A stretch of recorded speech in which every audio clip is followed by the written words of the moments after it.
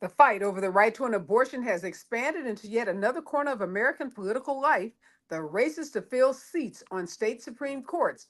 Abortion is a central issue for progressive court candidates in Michigan, Ohio, and Kentucky. And the flood of recent door knocking, ads, rallies, and celebrity studded outreach events across battleground states reflects Democrats' growing alarm about their weakening support among Black voters. Now, this is according to some of the legacy media outlets. According to them, there is a New York Times poll that says that Kamala Harris is underperforming as it relates to Joe Biden's support that he had in 2020 by African Americans. That poll says that there's been a 10% drop off amongst Black voters and 15% amongst Black men when you compare support for Harris vote versus Joe Biden. And a county judge in Georgia has rejected an argument by allies of former President Trump that local election officials have the power to refuse to certify election results, finding the process to be mandatory and one that must meet critical deadlines. And Donald Trump's political operation has been taking extraordinary measures in a bid to stay financially competitive with VP Harris, deploying aggressive and creative accounting strategies that test the legal limits of how far a candidate can go to afford the cost or to offload, that is, the core cost of running for president. According to Trump's campaign team, he only has 11 people on his payroll. That's compared to the 200 that he had 4 years ago and the 600 on the payroll for Kamala Harris. And Lieutenant Governor Mark Robinson of North Carolina, the embattled Republican nominee for governor, filed a defamation lawsuit today against CNN because it published an article last month linking him to lewd and offensive comments made years ago on a pornography website. And multiple Republican lawyers in Arizona say they and others who were involved in the party's election litigation efforts in past cycles are keeping their distance this time around, in large part because of Senate candidate Carrie Lake's history of spurious fraud claims. And no issue is important in Las Vegas as the economy. Spend a few minutes with any voters, and they will tell you about the price of groceries or gas or rent or electricity or all of the above. Working class voters are especially concerned about the cost of housing, with renters struggling to keep up with their monthly payments and increasingly seeing home ownership as out of reach. Nevada is a key battleground state that will be one of the states determining who will be the next president of the United States. This is Areva Martin in real time, and this is the news. I'm your host for the day, Areva Martin. This is your one-stop destination for today's trending news, expert analysis, and my unfiltered opinions. In this hour, I am joined by Congressman Stephen Horsford. I happen to be broadcasting live from Las Vegas, Nevada. I landed today in Las Vegas as a part of my state battleground tour. Just 2 days ago, I was in Phoenix and Tempe, Arizona, meeting with voters, engaging with voters in that key swing state. And I'll be in Las Vegas, Nevada for 2 days doing exactly the same. I had the honor and pleasure today being with some other volunteers, knocking doors actually in the congressman's congressional district and meeting those voters who are going to be so critical to not only key congressional races and down ballot races in battleground states, but also the very, very, very important presidential election. Congressmember Horsford is the chair of the Congressional Black Caucus, and in this hour, I'm going to talk with him and a very successful businessman in Las Vegas, Marcus Allen, who happens to own a string of barber salons. I'm going to call it salons, barbershops. I'm going to be joining Marcus Allen and some of his students and community leaders in a conversation tomorrow at Masterpiece. And I'm looking forward to engaging with those voters. So, Congressman Horsford, thank you for joining me in this hour. I'm in your state. I am knocking on doors in your district. I'm meeting your voters. And I have to tell you, I'm a little nervous about what I'm hearing. So, talk to me about what's going on in this key battleground state. Well, all roads lead through Nevada for a victory for Kamala Harris. My district, which includes North Las Vegas and Las Vegas, Central Rural Nevada, is really the heart of the turnout operation for the top of the ticket.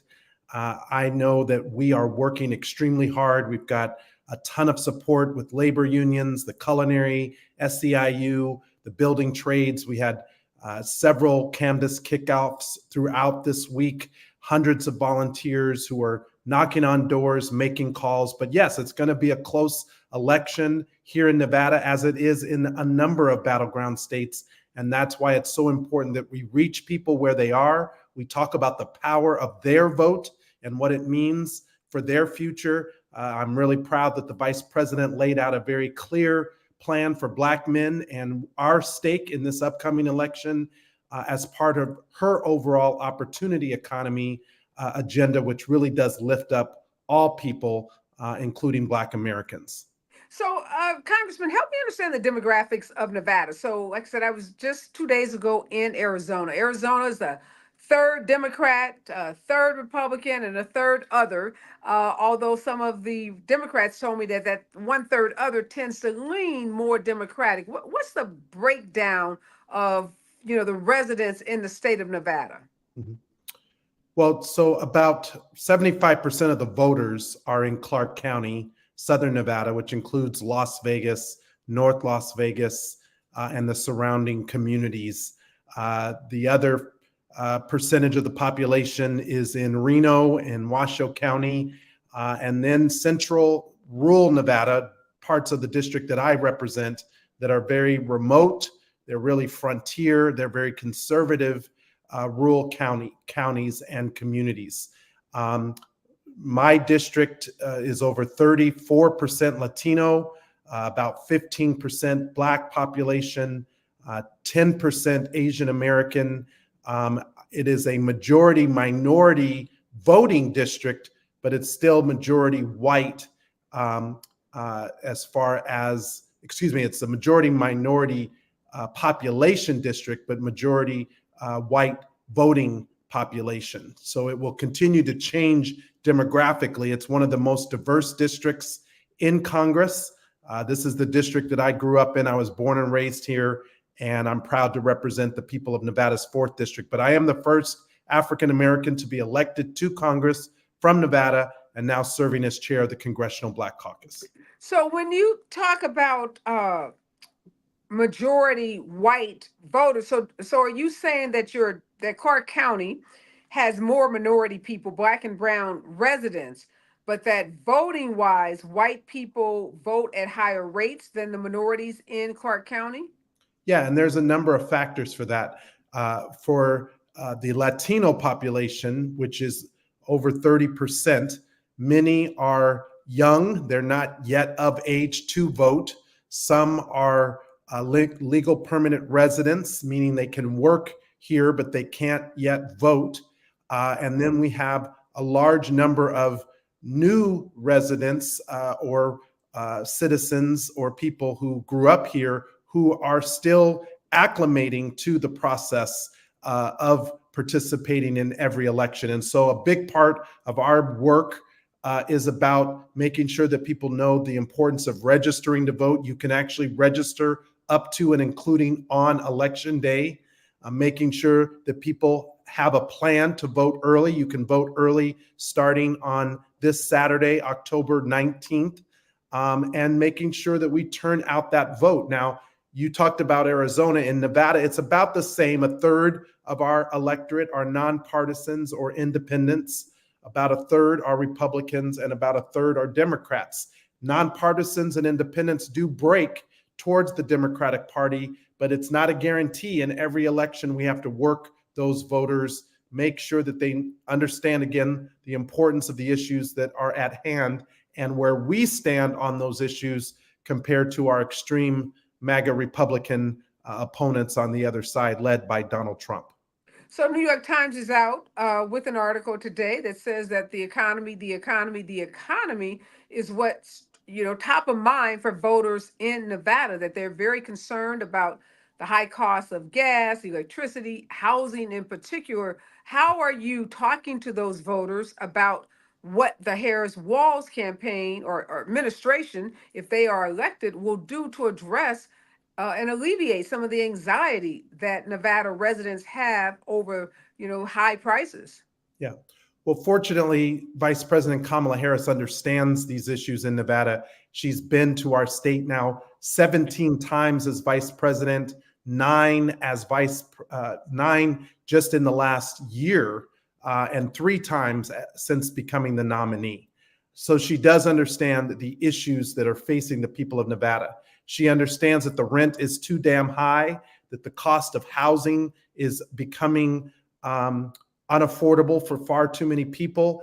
That is why she has included in her opportunity economy a plan, one, to take on these corporate landlords, these Wall Street hedge funds that own over 20% of the homes throughout Southern Nevada are owned by these corporate landlords who are gouging renters, driving up the cost of housing, making it unattainable for veterans and seniors and first-time home buyers to even buy a home. But beyond that, she's also working to address building and making the supply of housing more available. That's part of her 3 million home initiative across all the United States, including Nevada.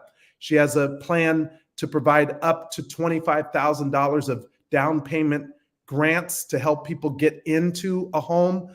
And so all of these things taken together are her plan for moving forward towards making housing more affordable, because it's a multi-pronged approach to really tackle the problem.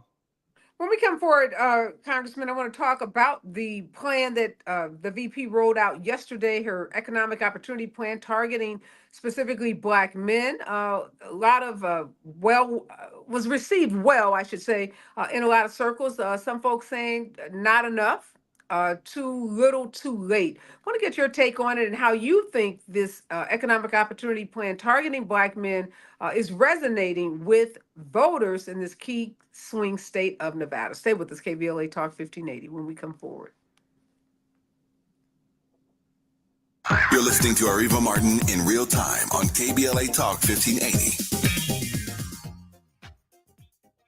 Tabitha Smiley's new book, The Covenant with Black America, 20 years later, is now on sale everywhere. This classic text shot to #1 on the New York Times bestsellers list almost 2 decades ago. If you have the original book, you will surely want to get this 20th anniversary edition with powerful new contributions from today's leading voices. This 20th anniversary edition presents a compelling blend of historical insights and contemporary urgency in this critical and unprecedented election year. Get your copy of The Covenant with Black America 20 years later today. We're thrilled to announce that the Dear Future Wifey podcast is now available on the Urban One Podcast Network.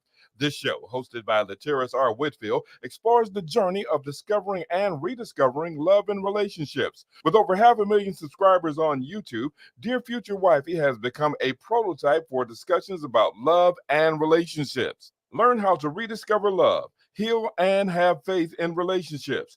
Go to urbanonepodcast.com or wherever you get your podcasts. Girl, I have a secret. When I get stressed out, I get sweaty. That's why I use Secret Clinical Antiperspirant. It's like my own secret weapon. For 72 hours, I get Secret's strongest protection against sweat caused by stress, heat, and activity, because you know how crazy life can get. Plus, it's made with advanced odor fighters that don't just cover up smelliness. They help prevent it from happening in the first place. Believe me, if I weren't wearing Secret, I'd be a hot, smelly mess. Thankfully, Secret works. KBLA Talk 1580. We've got a lot to talk about. KBLA Talk 1580 is committed to self-care and community well-being. Walk Good LA was formed in June 2020, inspired by the Black Lives Matter movement and the beginning stages of the COVID-19 pandemic. What began as a few minutes of breath work and yoga meditation before protests against police brutality turned into a safe space for the community to heal in hard times. The immensely positive response from the community transformed the momentum into a movement. Today, Walk Good LA is a Black and Brown-led community wellness organization based in Los Angeles. They provide spaces for healing through community yoga classes, guided meditations, hikes, run clubs, and other activations throughout Los Angeles that attract hundreds of members weekly. With the help of Propel and Michael B. Jordan, they now have a yoga and wellness studio in Los Angeles called the Walk Good Yard. To join their mailing list and connect with healing spaces, please visit walkgoodla.org. That's walkgoodla.org. Or find them on Instagram at walkgoodla. This is a community call to action, a community call to healing from KBLA Talk 1580.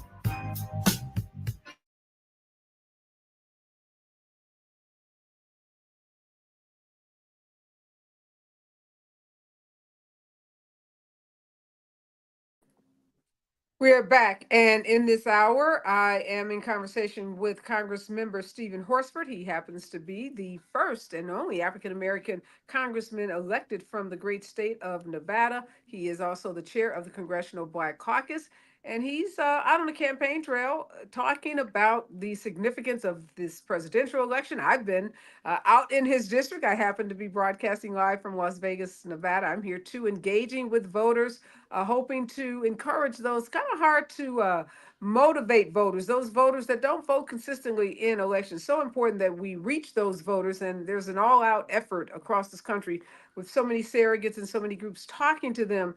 Congressman, the president, or vice president, I should say, Harris rolled out this economic opportunity plan for Black men, really targeting Black men yesterday. 1 million loans, $20,000 forgivable loans for Black men, entrepreneurs to start businesses. Also focus on health, some of the diseases that impact Black men, focus on creating apprenticeships programs, more Black educators. I mean, just this real holistic approach to addressing many of the issues that Black men say have prevented them from taking advantage of what we call the American dream, like wages, work, and wealth. A lot of folks really excited about it, say this is exactly what is needed to motivate that 10 to 20%, depending on what number you believe, of Black men that may have defected from the Democratic Party. But others are saying it's too little too late. What are you hearing from the voters, the Black men voters in Nevada who have had an opportunity to hear about this plan? I've heard nothing but excitement by the fact that we are finally having a discussion that centers the priorities of Black men.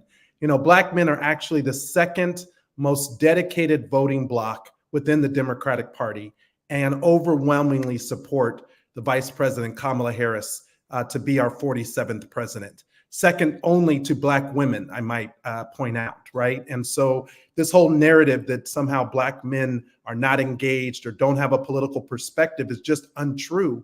And the vice president knows this. She also understands the importance of earning every vote by listening to voters where they are. She started this not now. This is something that she's been doing as part of her economic opportunities tour all across the country. I joined her for several of those events along with other members of the Congressional Black Caucus in Atlanta and Detroit and Philly.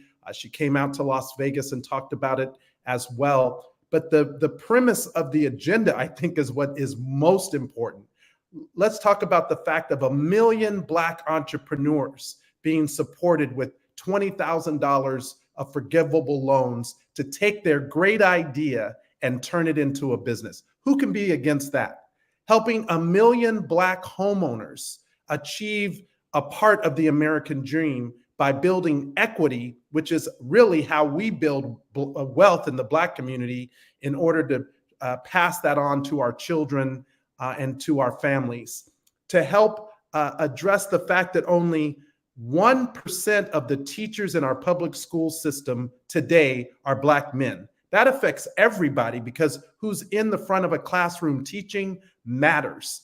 And we need more Black men. And she is proposing a teacher pipeline for Black men through our HBCUs and community colleges, as well as her focus on cryptocurrency, digital assets, which 20% of Black men invest in today, particularly young men. And we need to make sure that there's a proper regulatory structure for them as they continue to make these investments and that they get the education and financial literacy around their investments so that they're successful.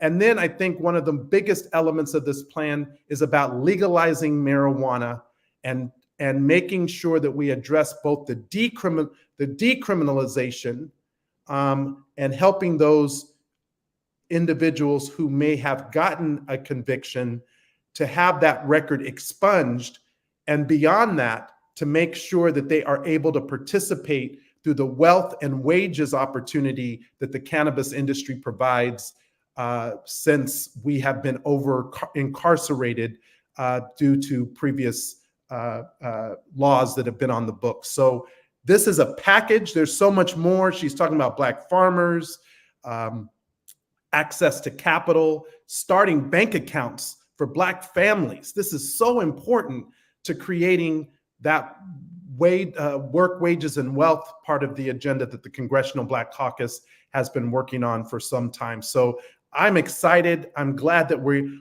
are not talking down to Black men. We're not talking about Black men. We are listening to them, and the Vice President is listening, and she's acting by putting forward this very bold agenda. So some of the young Black men that I encountered in my engagement and door-to-door knocking and canvassing and the event that I actually hosted in Tempe, Arizona last night were young Black men who are very concerned about the war in Gaza, about the Middle East crisis, and feel like Kamala Harris, Joe Biden have not done enough to cause Israel to enter into a ceasefire, to change the way that it is addressing the horrific, murders of Palestinian families and children. What do you say to those Black men, young people, period, not just Black men, but young people, many of them on college campuses have been protesting. We know some refer to Joe Biden as Genocide Joe.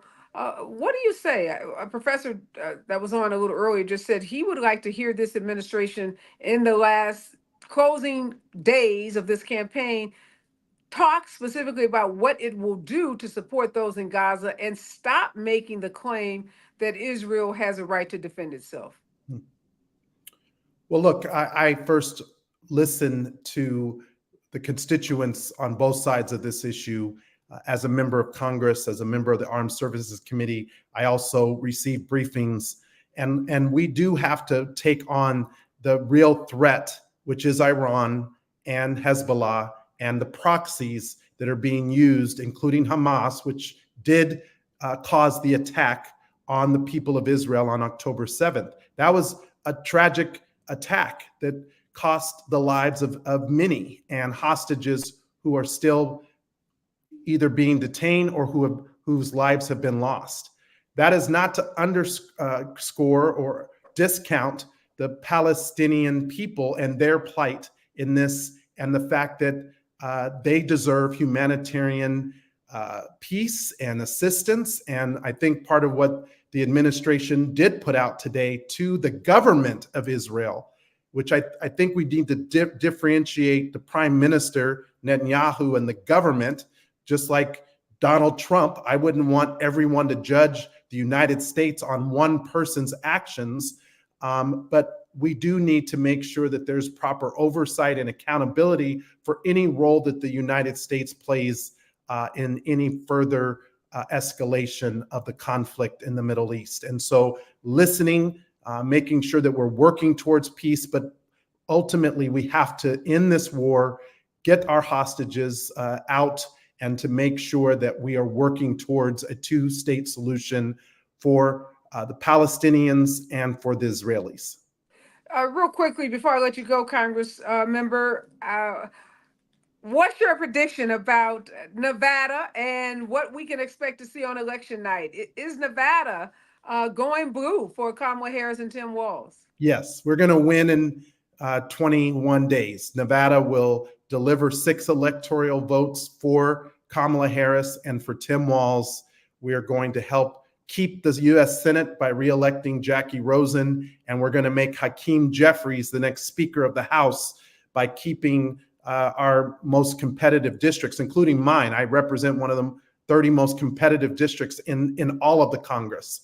So we're not taking anything for granted. We're working around the clock to talk to voters, to talk to them about the importance of their vote, the fact that not only do we have a woman's right to make her own health care decisions on the line, but also our other fundamental freedoms, the freedom for people to live in communities free from gun violence, the free from hate, the freedom to love who you love, the freedom to thrive economically. These are all issues that are on the ballot. And when you put up the record of Kamala Harris and the Democrats versus Donald Trump and the Republicans, you can see one wants to take us forward, the other one wants to take us back.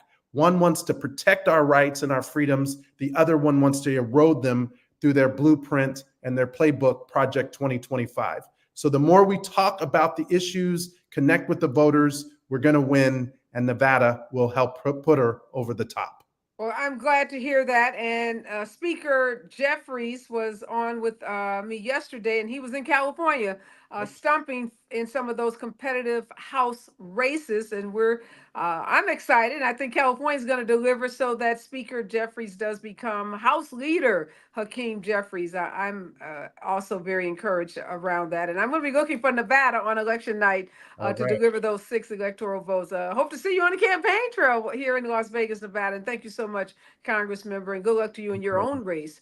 So important to have you back in the U.S. Congress as well. When we come forward, we're going to be talking to a local business owner in Las Vegas about what's important to him and the folks that visit his mini barbershop. Stay with us, KBLA Talk 1580. More of Areva Martin in real time when we come forward.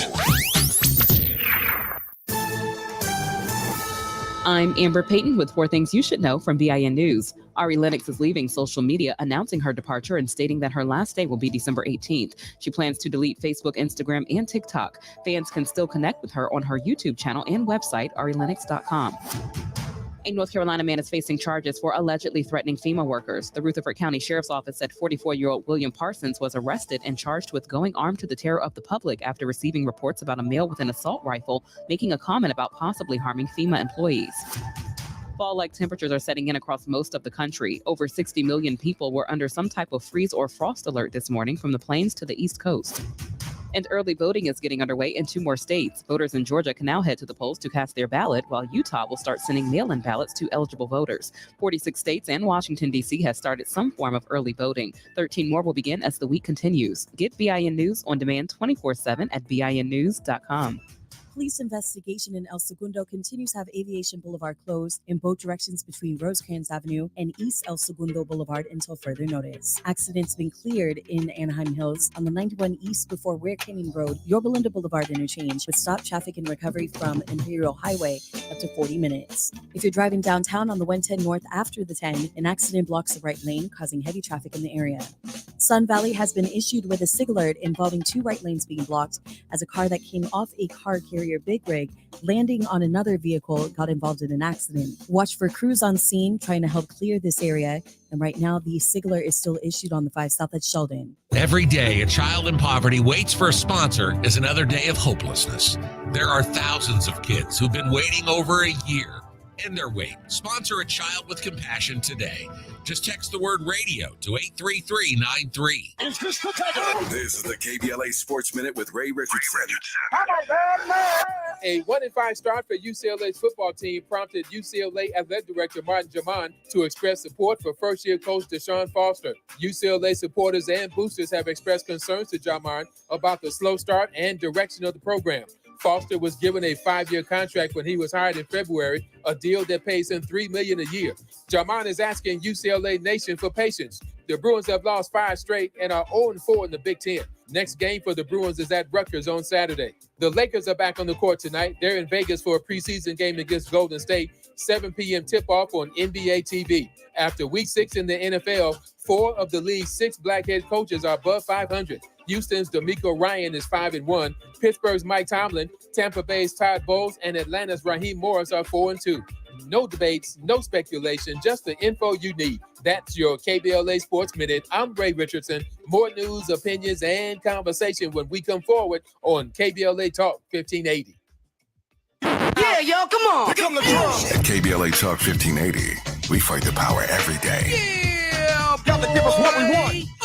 Gotta give us what we need. Hey. I listen to KBLA and I love the commercials. I know what the commercials mean. I also, if I'm looking and trying to figure something out, I need something to talk to me that might hit me. And it happens on TV because, you know, every time they show a sporting event, they got the pharmaceutical companies back to back telling people how to fix the sickness on the same stuff that they sell them. So we get it. Yep, we get it too, Chuck D.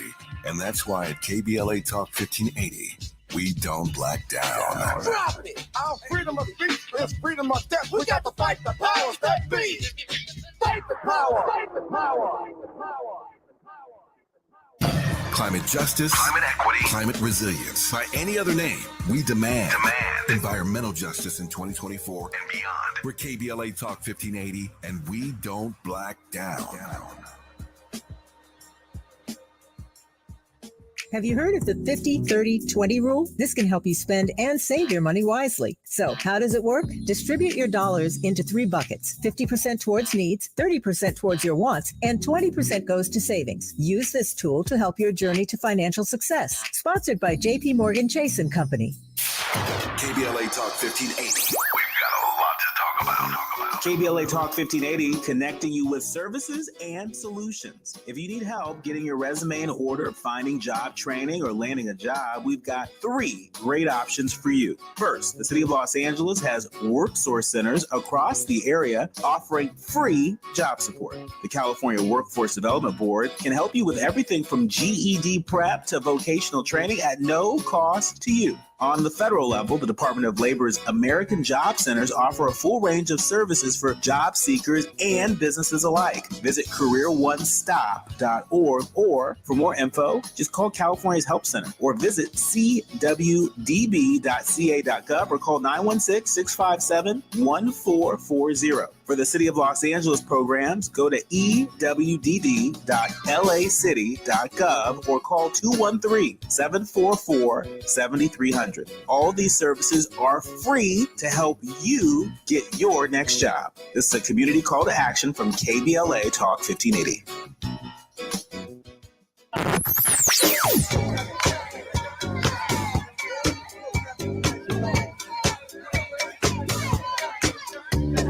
This is KBLA Talk 1580. Talk radio. That's music to your ears. We're unapologetically progressive. KBLA Talk 1580.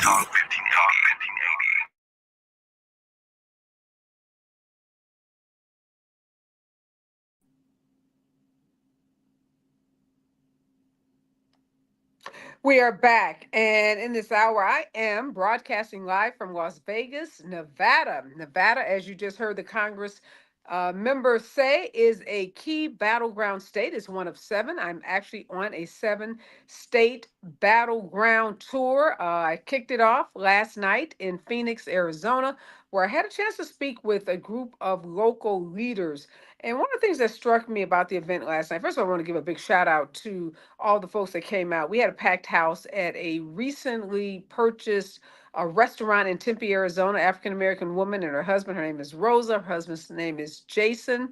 They are the owners of a restaurant. It was old Fuddruckers. You guys remember that chain of restaurants? Well, she bought it and gutted it and made it into this really nice club that has opportunities for, it has a stage, which was perfect for me because I hosted a live broadcast of my streaming show, The Special Report.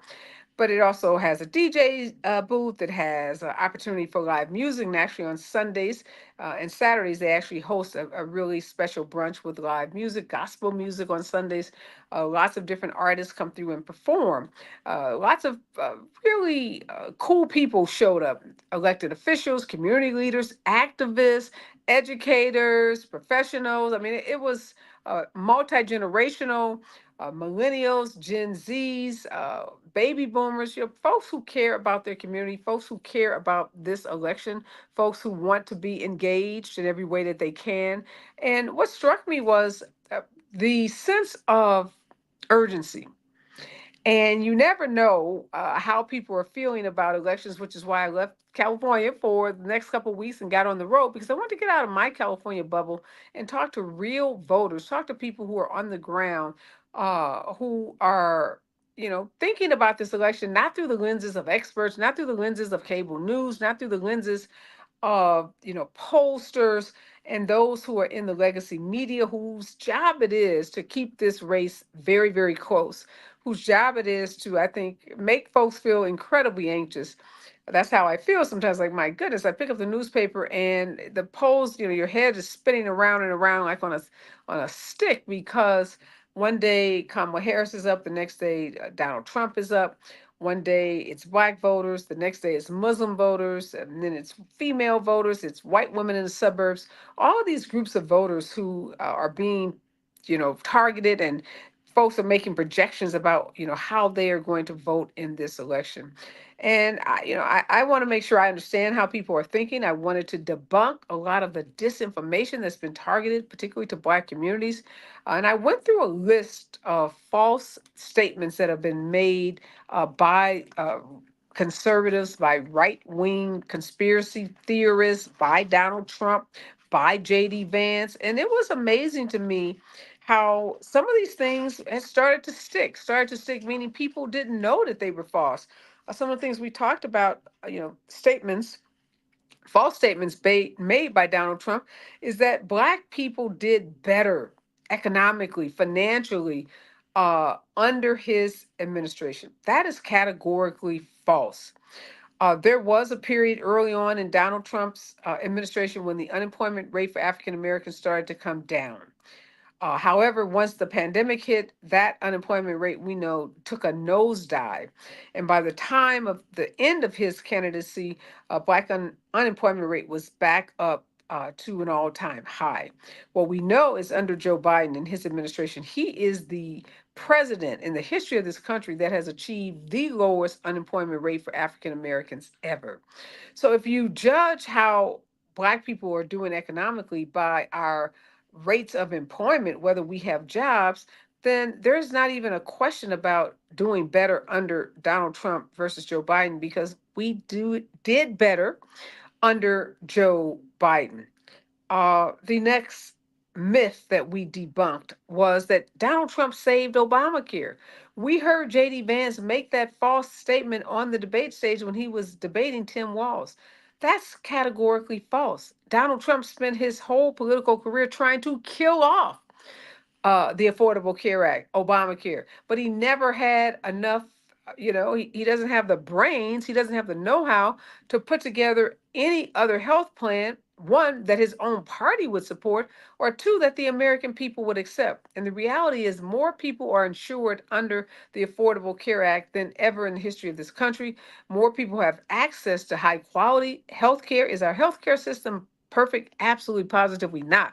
Does it still need a lot of reforming? Yes.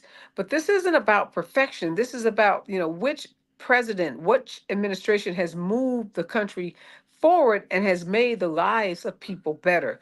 So this lie that somehow Donald Trump saved Obamacare, it's that. So when you hear people say that, tell them that's categorically false. Donald Trump wanted to kill off Obamacare. He tried everything he could, got a vote all the way to the floor that got voted down by that historic vote of John McCain, who basically got off his deathbed to vote down a plan that would have destroyed Obamacare. And Joe Biden and Kamala Harris have been working hard since they've been in office to continue to tweak and make our healthcare system better. The other myth is that Donald Trump saved HBCUs. Again, big, fat lie. Donald Trump didn't save HBCUs.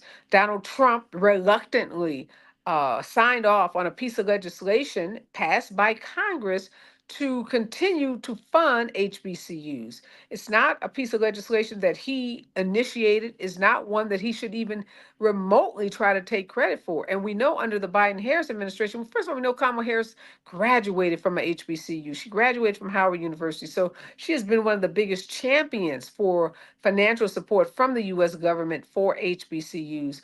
$13 billion pledged to HBCUs under the Biden-Harris administration, and millions of dollars actually into the hands of those universities and colleges under the Biden-Harris administration. Again, a big fat lie. What we do know is Donald Trump invited a bunch of Black presidents from HBCUs to the White House early on in his administration, did a photo op with them.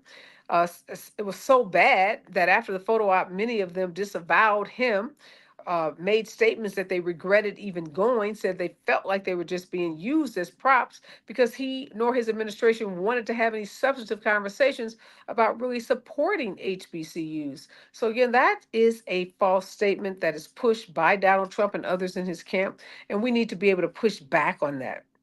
The next one, Donald Trump was responsible for the COVID stimulus checks that so many people received. Again, we hear that stated over and over again in rap songs. People, rap about the stimmy check, talk about Donald Trump. What we do know is Donald Trump and his vanity withheld the checks, delayed the passing out of the checks, the distribution of the checks, so that the Department of Treasury could print his name on them. That had never been done in the history of this country, because he wanted people to falsely believe that he somehow was writing and sending them a check.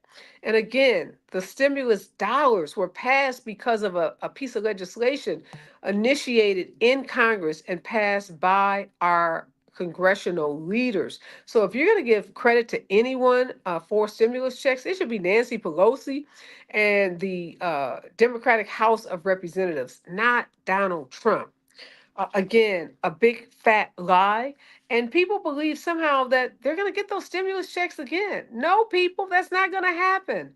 Those were one-time allocations of government funds to get people over, to tide people over during the worst pandemic we had seen in this country's history.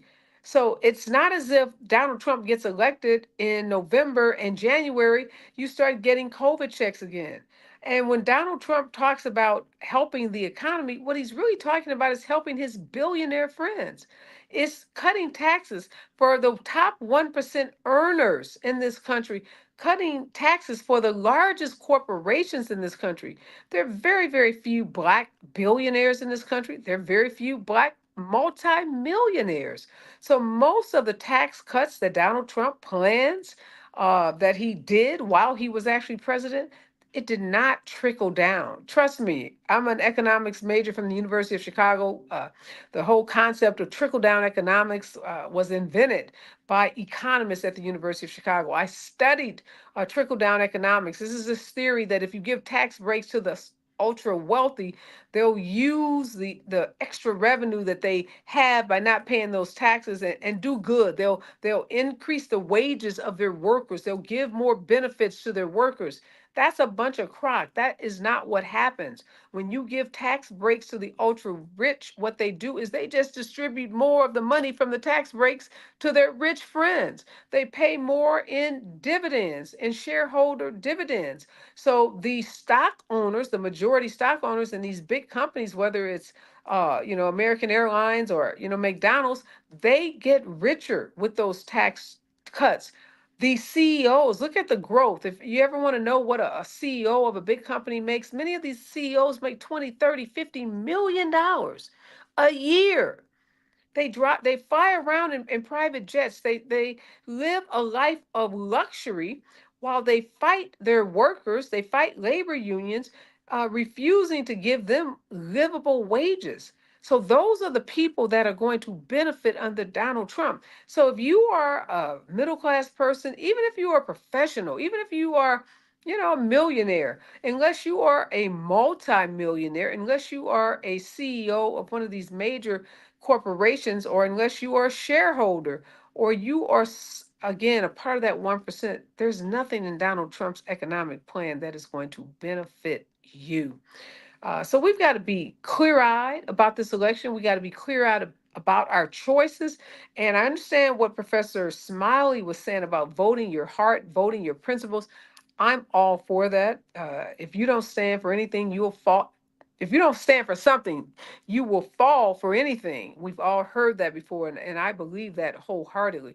But I am also, like Professor Walker, I am a progressive pragmatist, meaning the hand that I would like to be dealt is very different than the hand that I've been dealt. And today, and in this election, we've got to deal with the hand that we have all been dealt. Stay with us. More on KBLA Talk 1580 when we come forward. You're listening to Areva Martin in real time on KBLA Talk 1580. This truck season, think about all the things you can do in a Chevy truck. You can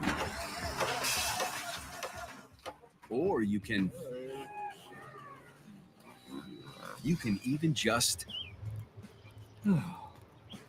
with impressive towing, incredible bed and tailgate functionality, and multiple powertrains. Chevy Silverado, the first ever Silverado EV, Colorado and Tahoe have what you need to get things done.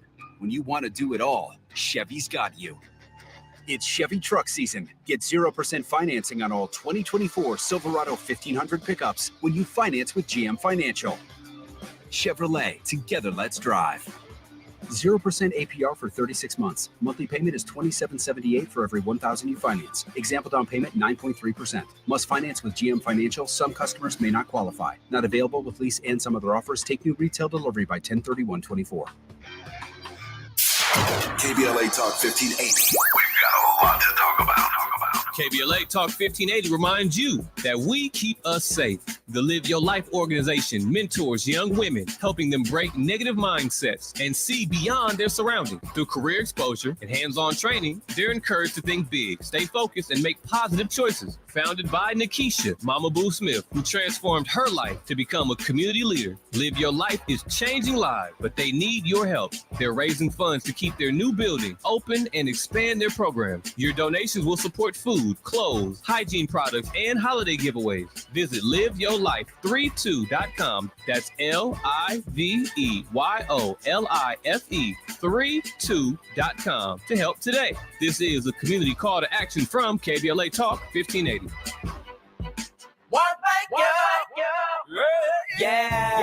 The California Crusader newspaper would like to thank all of our subscribers for their support throughout the years, proudly serving the South Los Angeles and South Bay areas for more than 40 years. The California Crusader is a multicultural, Black-owned, adjudicated newspaper that focuses on providing newsworthy information to the people in our community.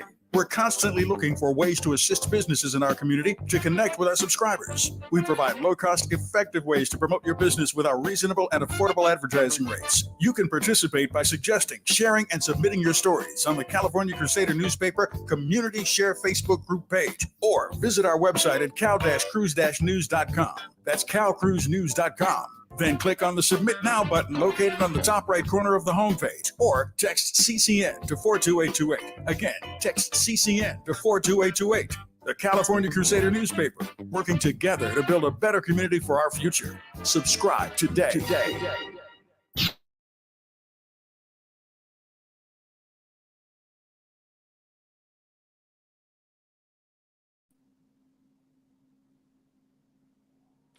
I'm back, and in this hour, we are talking about, amongst other things, my 7-state battleground tour. I am in Las Vegas, Nevada today. I just left Phoenix, Arizona. Tomorrow in Las Vegas, I will be hosting a live panel with community leaders and entrepreneurs at Masterpiece Barber School. This is a barber school owned by Marcus Allen. Marcus Allen is a successful entrepreneur. He actually owns 4 barbershops in Las Vegas, the largest chain and selection of barbershops in the state. I'm going to be talking to Marcus, some of his barber students, and some of his clients tomorrow. All this focus on Black men, what Black men want out of this election, what they expect when elected officials ask for their votes. We're going to be going to barbershop. Now, Robert, my producer, reminded me that all Black men don't go to barbershops. Of course, they don't. But I bet if we did a Google search, we'd find that a overwhelming percentage of Black men spend a lot of time in barbershops. It is a place for many. It's a respite. It's a place where they go not just to get their hair cut, but they go to find community. The barber, you'll hear barbers say that they're like bartenders. They often become like the therapist. They become the priest, the rabbi, the pastor, the psychologist for their clients. We know in many families it's a tradition when a Black little boy goes to get his first haircut. He goes, his father, grandfather, or some male figure in his life takes him to a barbershop. That's a rites, a passage in a lot of families. So we know there's a lot of conversations that take place in barbershops. And we know when people want to reach a large number of Black men, they often go to barbershops. A good friend of mine, I remember a physician, was going around talking to Black men about prostate cancer, about colon cancer, about getting screenings. And he started off hosting events at different venues, and he realized, you know what, I can talk to 30, 40, 50% more Black men if I put my show on the road and go into barbershops, particularly on Saturdays, which is one of the busiest days. And he was successful. And so that model is one that was used during so many efforts, activist who are trying to reach Black men will often go to barbershops. So I'm excited to be at Masterpiece's Barber School. We still have some slots available. You can go to my website, arevamartin.com. If you know folks that live in the Las Vegas community, spread the word, share this information with them. Because one of the things Michelle Obama said at the DNC, she said, look, we can't wait for people to knock on our door, send us a personal invitation, an engraved, beautiful invite to get involved in this collection. She said, in fact, consider this your invitation. Consider yourself having been asked by former First Lady Michelle Obama to get involved. And so I'm just kind of backing up what Michelle Obama said. I am going to battleground states, talking to voters, reminding them that they may not get a visit from the vice president. They may not get a visit from Tim Walz. They may not even see their local congressman or U.S. senator, but there are folks all over this country, like myself, who are going into communities talking to people because we want people to feel seen. We want them to feel heard.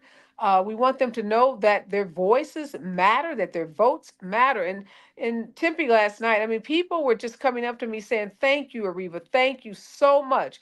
And this is a community that has had Kerry Washington. They've had Jessica Alba. They've had a lot of big Hollywood celebrities go into these battleground states.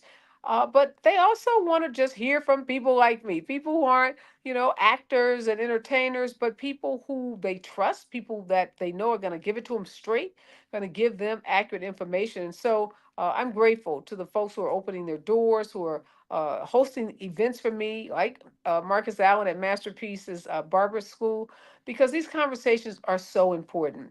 We're 21 days out from this election. And believe it or not, there are a lot of people who still say they don't know much about Kamala Harris. There are people who still say they don't know what her policies are. And I know the Congressman Horsford just said that everybody he's talked to is super excited about Kamala Harris's economic plan for Black men. But I've talked to folks who aren't feeling as rosy about it. And it may just be because they don't have all the facts. So I just want to make sure that people have all the facts. Because what I do know about Kamala Harris is the more you get to know her, the more you learn about her and her plans, the more likely you are to vote for her. I've seen that. I've seen people just transform overnight. So, as someone who is fortunate enough to have known her since college, to have worked with her on her many campaigns that still was very intimately involved in her 2020 presidential campaign. I know her heart. I know what her commitment to service is. So it's an honor for me to be able to be out in these battleground states talking to voters, sharing with them what I know. And sometimes people, I agree with Michelle Obama, but sometimes people do need a little nudge. They need a little personal touch. And that's what my tour is about, is giving folks a little personal touch. After Nevada, I head back to California for a couple of days, and I hit the road all next week, starting with Milwaukee, Wisconsin. A lot of Black voters in Milwaukee, very consequential battleground state. Then Detroit, Michigan, another incredible state, a state where Donald Trump has maligned over and over again. 77% Black. Detroit is going to be pivotal to this election. And then I go to Atlanta, Georgia. Again, predominantly African American cities. State of Georgia is going to be critical. We know Georgia broke for Joe Biden in 2020, and we believe that can happen again in this election. So I end the tour in Philly and then North Carolina. So if you know anyone in any of the battleground states, again, direct them to my website, have them come out. I'd love to hear from them. I'm going to meet a cousin of a good friend from Los Angeles and Detroit, a cousin who says he is voting for Donald Trump. I'm particularly interested in meeting those folks who want to vote for Donald Trump, because I want to engage with them as well. I want to have a civil conversation with them and tell them what I know about Kamala Harris and Tim Walz and the Democratic Party. We ain't got to shout at each other and don't have to get into a big, drawn out fight. But I do think, and I know for a fact, having done this for a long time, that when people hear from people they like, they trust, they believe in, you can change the hearts and minds of folks. So again, Battleground State Tour. I'm on the second leg of the tour. I'm going to be at Masterpiece's Barber School tomorrow night in Las Vegas.